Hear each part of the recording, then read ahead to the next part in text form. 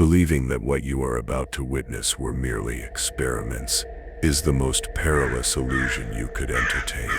These were not studies conducted in sterile laboratories for the advancement of knowledge. They were rituals. They were deliberate incisions into the flesh of the human soul, performed without anesthetic, to see what demons would crawl out from the wound. I have stood at the edge of the abyss they carved into reality, and I have heard the echoes of the screams that were never recorded in their scientific journals. They sought to map the darkness, but instead they gave it a name, a shape and a key to our doors. What you call psychology, I call a grimoire, written in dried blood and tears, detailing the precise architecture of our inner prisons. We begin not in a chamber of electric shocks or steel bars, but in a quiet room with orphaned children. The first ritual has a deceptively simple name, a nursery rhyme title for a course that would last a lifetime: the monster study. They did not use scalpels or chains. They used something far more insidious, far more permanent. They used words. They gathered these small, forgotten souls and divided them. To one half they offered praise, weaving garlands of confidence around their speech. But to the other, they whispered poison. They told them they were flawed, that their words were broken, that every syllable they uttered was a failure. A simple, cruel suggestion, a seed of doubt planted in the fertile soil of a child's mind. Imagine a pristine mirror, the reflection of a soul untouched by shame. Now, imagine a finger tracing a crack across its surface, a single damning word at a time. This is what they did. The scientists, the men in white coats who stood in for gods, became the architects of a stutter that did not exist. They spoke a defect into being. The children who spoke with ease began to falter, to choke on their own words, their sentences tangling like thorns in their throats. The whispers from the men with clipboards became the only voice they could hear, an internal chorus of failure that echoed long after the experiment was over. They weren't just creating a speech impediment, they were forging a cage of silence around a developing spirit. This was not science. It was a form of dark alchemy, transforming the gold of innocent expression into the leaden weight of self-hatred. The children became living embodiments of the curse placed upon them. Their tongues, once free, were now shackled by a phantom ailment. The monsters of the study's name were not the children. They were the reflections the children were forced to see in the cracked mirror of the experimenter's judgment. A shadow was cast, and for some of these souls the sun would never shine again. They were taught a single devastating lesson: that your own voice can become your most intimate enemy, a traitor living within your own mouth, waiting to betray you with every breath. The true horror lies in the permanence of the echo. Decades later, these children, now grown into adults, still carried the cold ashes of those words on their tongues. The stutter, born of nothing but suggestion, had become a part of their identity, a brand seared upon their psyche. It serves as a chilling omen for us all. It whispers a terrible truth from the shadows, that the cages we inhabit are not always built of steel, but of the stories we are told about ourselves.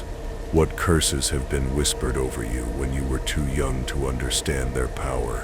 What phantom flaws do you fight against, born from the careless word of a forgotten authority figure? Listen closely. You can still hear the creaking door of that long-ago room. And from that room of cursed words, a cold draft leads us to another nursery, this one smelling of antiseptic and rising panic. Here, the ritual changes. The target is no longer the voice, but the very foundation of emotion, fear. They brought in a child, a small boy known to the forbidden texts as Little Albert. He was a blank page, a soul who knew no terror of the small, soft things of the world. They presented him with a white rat, and his reaction was one of curiosity, of gentle wonder. There was no shadow in his heart, yet, but the men in their sterile coats were not there to observe innocence. They were there to shatter it, to prove it could be unmade and remade into something twisted. Their tool was not a whisper, but a loud, jarring noise. A hammer striking a steel bar, a sound designed to bypass thought and strike directly at the primal core of dread. Every time the child reached for the soft white fur of the rat, this clang of manufactured terror would split the air. The child's tears were not just a reaction. They were a testament to the unholy union being forced upon his mind. The gentle creature became inextricably linked to the heart-stopping shock of the noise. Innocence and terror were fused together in the cruel fire of conditioning. The rat, once a symbol of curiosity, was transfigured into an icon of pure, unadulterated fear. The process was brutally, terrifyingly efficient. Soon the clang of the hammer was no longer needed. The mere sight of the white rat was enough to make the child crumble into a state of frantic distress. But the darkness, once summoned, is never content to stay in one place. It began to spread, like a black stain across a white canvas. The fear was no longer just for the rat. It bled into anything that shared its likeness. A rabbit, a dog, a fur coat, even a Santa Claus mask with its white beard.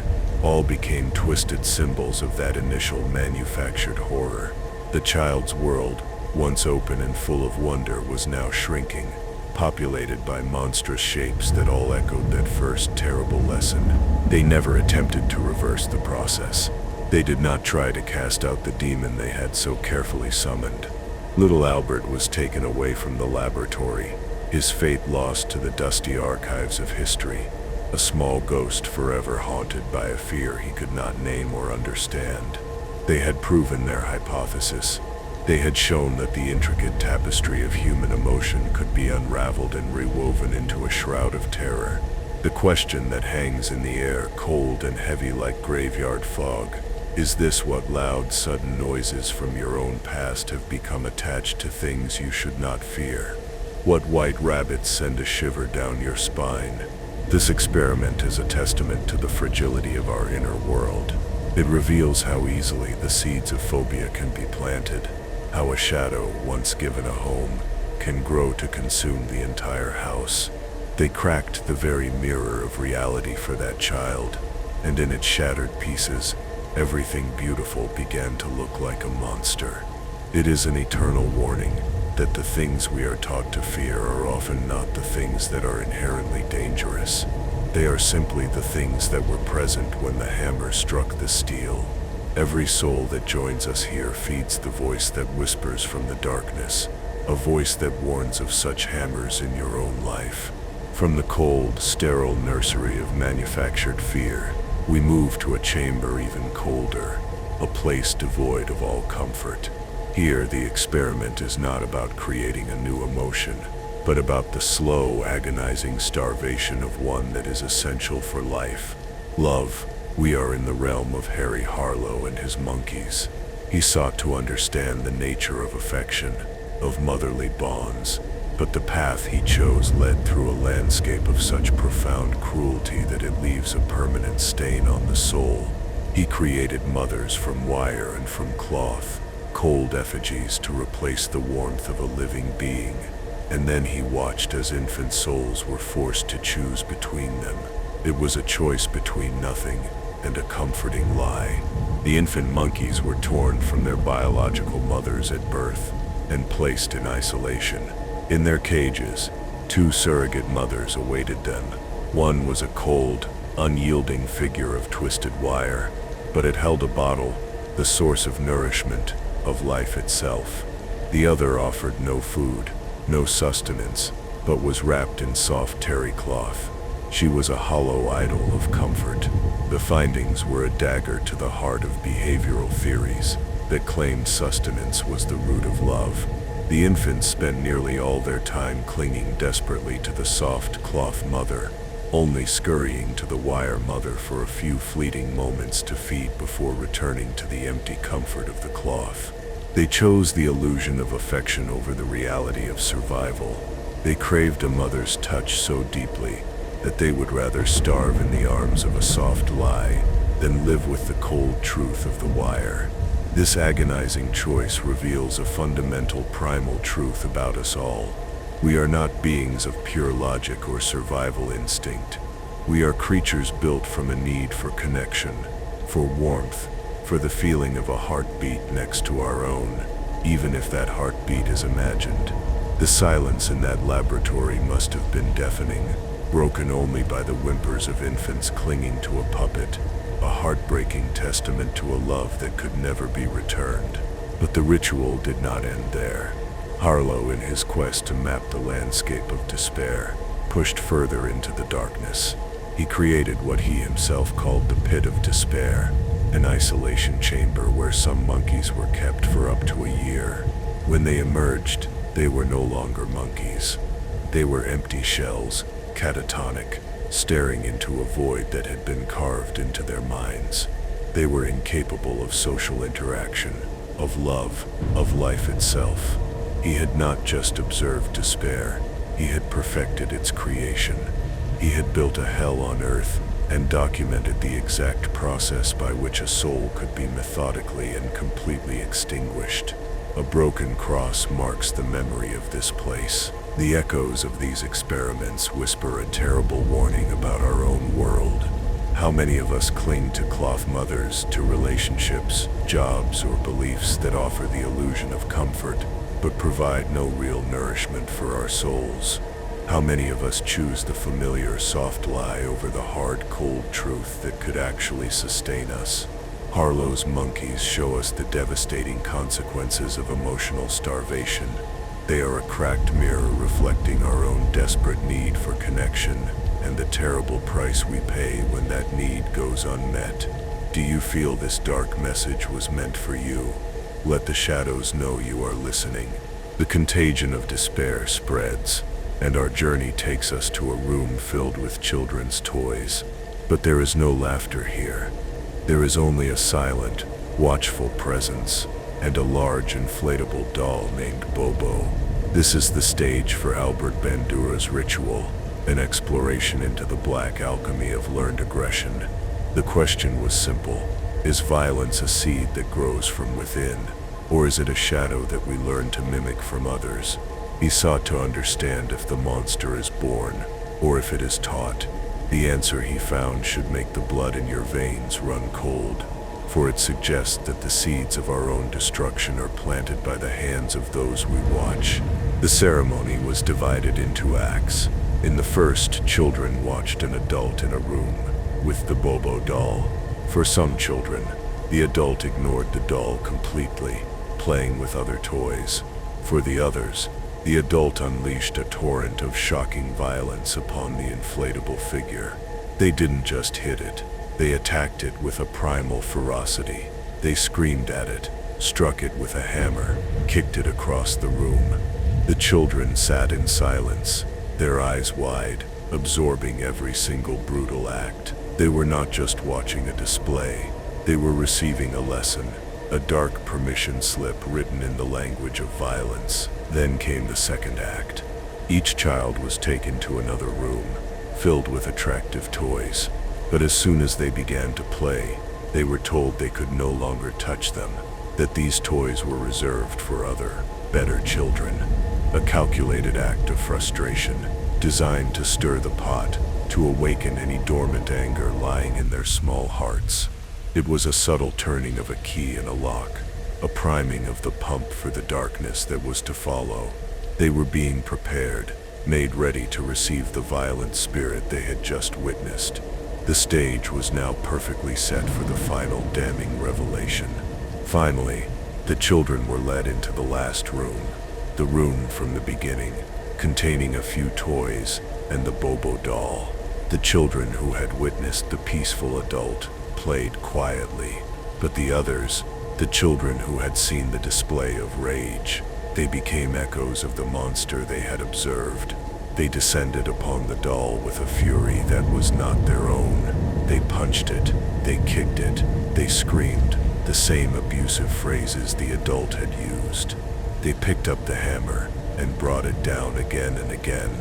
They had become perfect, miniature copies of the aggressor. The shadow had been successfully transferred. This experiment holds up a cracked mirror to our society. It shows us that violence is a specter that is passed from one generation to the next. The casual cruelty seen on a screen, the angry words overheard in another room, the simmering rage of a parent, these are not fleeting moments. They are tutorials. The Bobo doll is a chilling metaphor for the innocent victims who absorb the rage of others. It proves that we are all, to some extent, puppets mimicking the last person who held our strings. What violence did you witness as a child? And what inflatable dolls have you been attacking ever since, without ever realizing whose rage you are truly channeling? From the inherited rage of a child, we journey deeper into the labyrinth of the human mind, to a place where the will of the individual is tested against the crushing weight of the group. We enter the sterile, quiet room of the Asch conformity experiments. There is no violence here, no overt cruelty. There is only a table, a group of people, and a simple question about the length of a line. But this simple test is a ritual designed to measure the exact moment a soul surrenders its own truth. It is an exploration of the terrifying power of consensus, and how the fear of standing alone can make us deny the very evidence of our own eyes. Imagine this. You are in a room with 7 other people. You are shown a card with a single line on it. Then you are shown another card with 3 lines of varying lengths. Your task is to say which of the 3 lines matches the first. The answer is obvious, painfully so. But the others in the room, one by one, give the same patently wrong answer. They are all actors, part of the deception. The whispers of the group begin to build, a chorus of confident error. When it is your turn to speak, a cold dread begins to creep up your spine. Do you trust your own sight, or do you bow to the unanimous but insane judgment of the crowd? For many, the pressure was too much. They buckled, with their own eyes telling them one thing. Their mouth would betray them and speak the lie of the group. You can see it in the old footage, the confusion, the anxiety, the desperate glance around the room, seeking some confirmation that they are not the one who has gone mad. Their voices tremble as they agree with the absurd. It is the death of the self, played out in a minor key. It is the moment we trade the crown of our own perception for the comfortable shackles of belonging.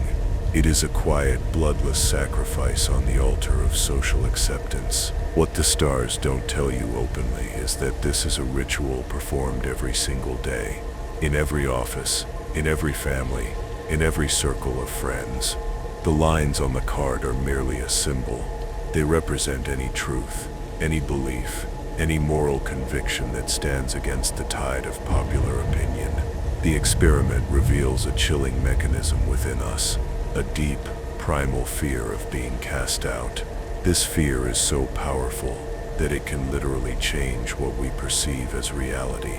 The creaking door of doubt is pushed open not by a ghost, but by the calm, smiling faces of our peers telling us we are wrong. This is where everything changes for you. This experiment is not about history. It is a living mirror. It forces you to ask the most uncomfortable of questions. Where in your life are you agreeing with a lie just to keep the peace? What obvious truths are you pretending not to see because everyone around you is looking the other way? The Asch experiment is a whispered warning from beyond. The greatest prison is not one with bars, but one where the fear of being alone makes you a willing accomplice to falsehood. You become your own jailer, and the key is a truth you are too terrified to speak aloud. The pressure of the group is a subtle poison, but now we must turn our gaze to a more direct form of corrosion, the seductive and terrible voice of authority. We descend into the basement of Yale University, into the chamber of Stanley Milgram's infamous obedience experiment. This was not a test of perception, but of conscience. The question was no longer, what do you see? But what will you do when a man in a lab coat tells you to inflict pain? The results of this dark inquiry peel back the skin of civilization, and show the quivering, amoral nerve that lies beneath. A nerve that responds with frightening predictability to the steady, calm command to harm another human being. Participants believed they were part of an experiment on memory. They were assigned the role of teacher and placed before a machine of switches, each one promising a higher voltage of electric shock. In another room, an actor, the learner, was strapped to a chair. For every wrong answer, the teacher was instructed by the stern, authoritative experimenter to deliver a shock, increasing the voltage each time. The machine was fake. The screams of pain from the other room were a recording, but the anguish of the person flipping the switches was horrifyingly real. Their belief in the pain they were causing was the true subject of the study. As the voltage climbed, the recorded screams grew more desperate.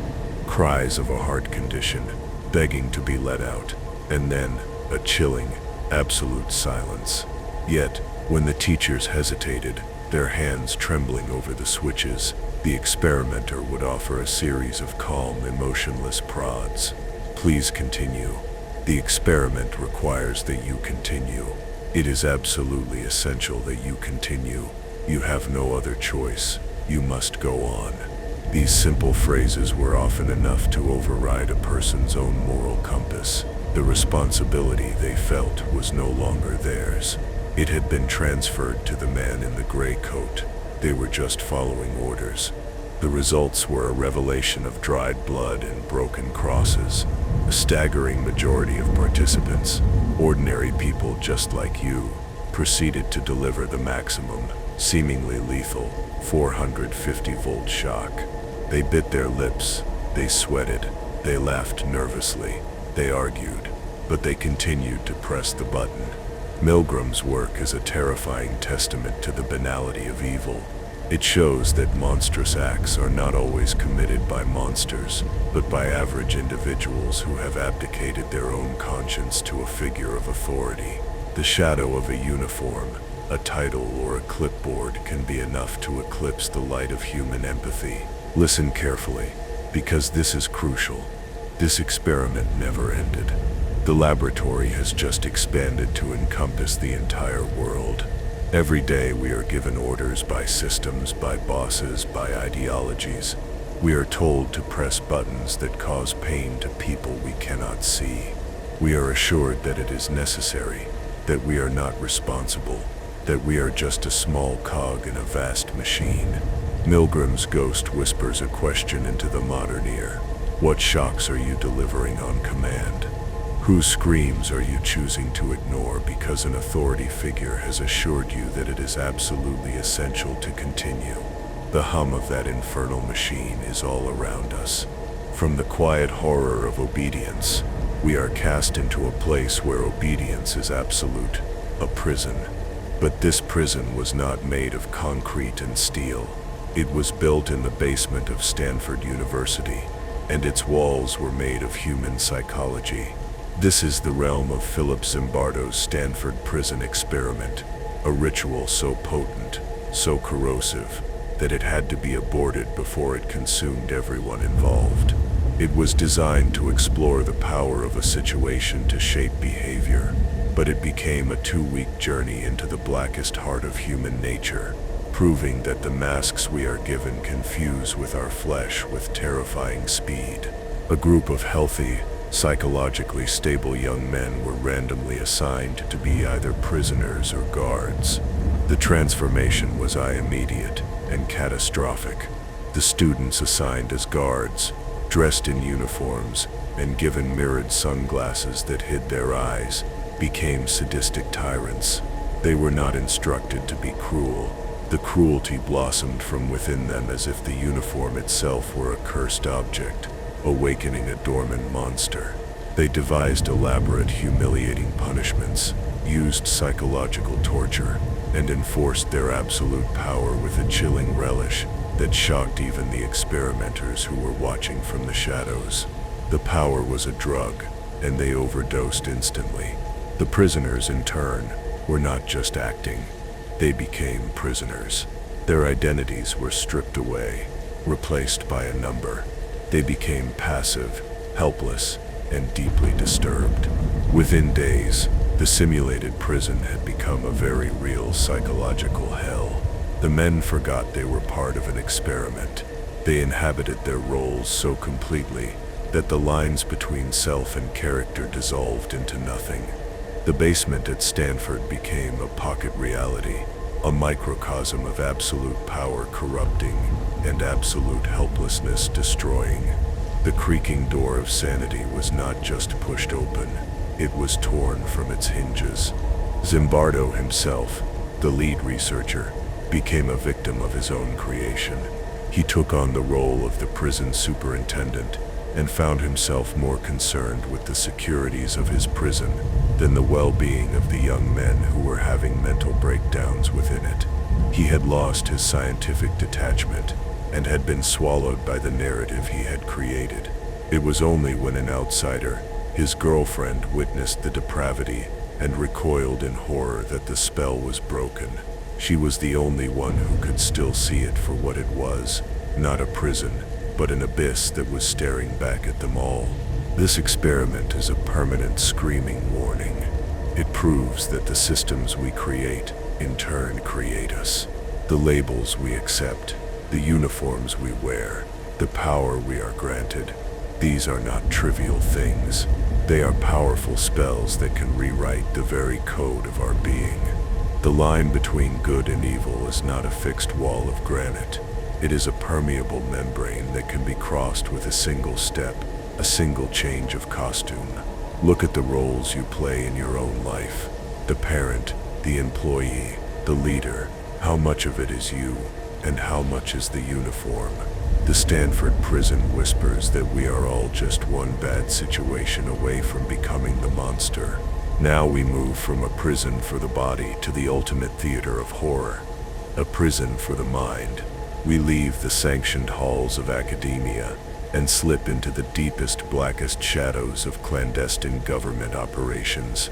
We speak now of a name that is not an experiment, but a program of systemic soul-shattering violation, MKUltra. This was not about observing human behavior. It was about destroying it and rebuilding it from the cold ashes.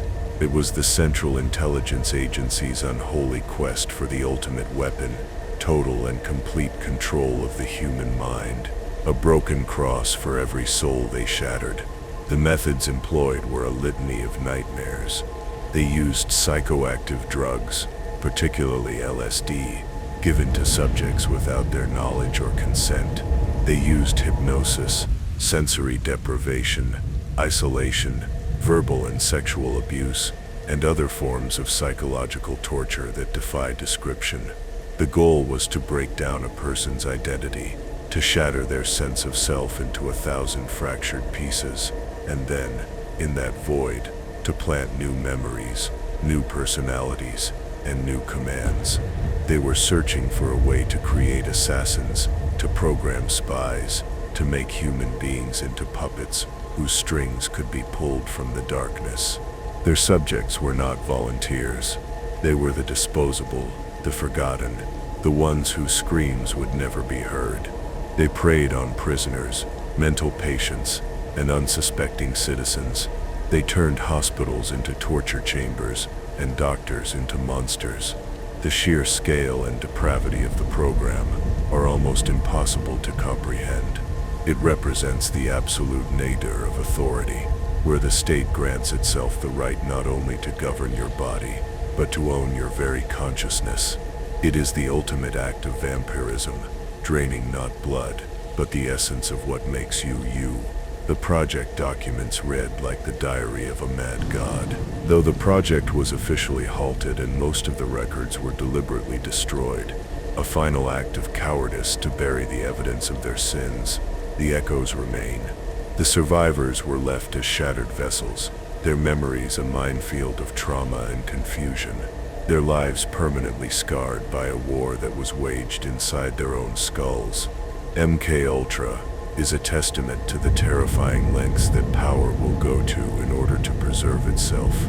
It is a glimpse into a world where science is stripped of all morality and becomes a tool for the most profane and demonic of purposes. the complete and utter annihilation of human free will.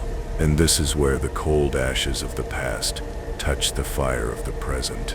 Do not believe for a moment that the desire for control has vanished. The methods have simply become more subtle, the laboratories more sophisticated. The drugs are now digital, the hypnosis is now social media, the sensory deprivation is the curated bubble of information we live inside. MKUltra was a crude, brutal prototype.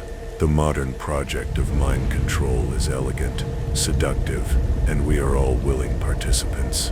We carry the devices in our pockets. Every soul that joins this channel feeds the voice that whispers from the darkness, a voice that strives to awaken you before your own mind is no longer your own. We have walked through chambers of torment, from the poisoned words spoken to orphans, to the systemic shattering of the mind by faceless agencies. We have seen how innocence can be corrupted, how fear can be manufactured, how love can be starved, and how violence can be taught. We have witnessed the individual will dissolve in the face of the group, and the human conscience abdicate its throne to the cold voice of authority. We have seen how a simple uniform can turn a man into a monster, and how a hidden agenda can seek to turn a free mind into a slave.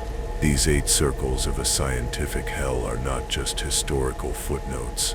They are living maps of our own vulnerabilities. They are cracked mirrors held up to our own souls, and in them, we can see the faint outlines of the prisons we inhabit every day. The monster study whispers to us about the limiting beliefs we hold about ourselves, curses planted long ago. Little Albert screams a warning about our irrational fears and the conditioned responses that keep us trapped. Harlow's monkeys cry out about the empty comforts we cling to, the cloth mothers that give us no real nourishment. The Bobo doll stands as a silent effigy to the inherited rage we inflict upon others, a cycle of violence we don't even realize we are perpetuating. These are not stories about other people, they are about us. The shadows of Asch and Milgram loom over every meeting we attend, every order we follow. They question our silence in the face of lies, and our complicity in systems that cause harm to unseen others. How often do we deny the truth of our own eyes for the comfort of belonging? How many small moral switches do we flip every day because someone in a metaphorical lab coat assured us it was necessary? And the Stanford prison, that dark basement, is a metaphor for every hierarchy we are a part of. A stark reminder of how easily power can corrupt our hearts and how quickly we can become the roles we are assigned to play. And finally, the ghost of MKUltra haunts the digital airwaves, a chilling omen of the modern battle for our attention, for our perception, for the very sovereignty of our thoughts. These experiments, these rituals, form a constellation of darkness that charts the weaknesses of the human spirit. They are not a cause for despair, but a call to awareness.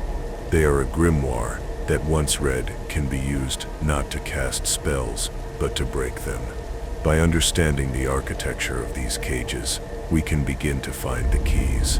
We can learn to recognize the voice of the experimenter, whether it comes from outside us or from within. The journey through these shadows is not meant to leave you in darkness, but to make you a warrior of the light, armed with the terrible knowledge of what lurks within the human heart. You have been a witness to the forbidden. You have heard the whispers from beyond the veil of polite society. The restlessness you feel is the stirring of your own soul, recognizing the truth in these dark visions. The chills are a sign that you are awake, truly awake, perhaps for the first time. Do not be afraid of this feeling. It is a sign of life. It is the beginning of your own liberation. You have looked into the abyss, and now you know where the edges are. The greatest mistake would be to leave this place and forget what you have seen, to allow the comfortable illusions of the everyday world to lull you back into a slumber. The shadows you have glimpsed tonight will follow you, not as a threat, but as a reminder to question authority, a reminder to cherish your own perception. A reminder to be vigilant about the roles you play and the words you speak.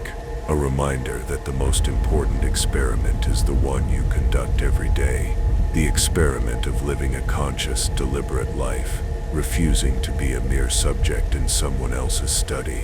Hold on to this feeling of unease. Let it be a compass that guides you away from the easy answers and the comfortable lies. The world is a laboratory, and most people are unwitting participants in experiments they do not understand. But you are no longer one of them.